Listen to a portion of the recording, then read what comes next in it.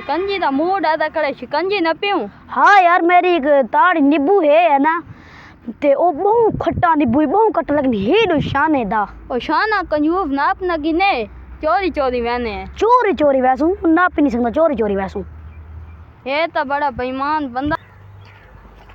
ओ हसन यो नींबू तो ईवी यो ईवी जुल्लू जुल्लू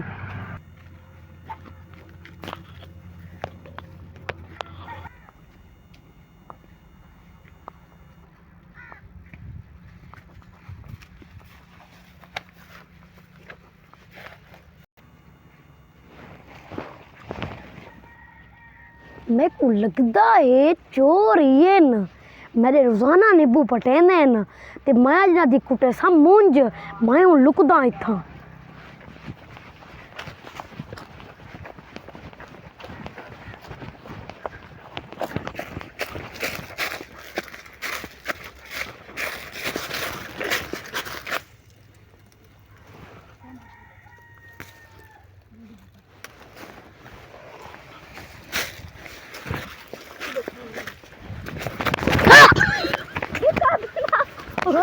तू चोर आवे ना नींबू आने पिछू कुटवाए ना वो मूल क्या गिनते। हाँ हाँ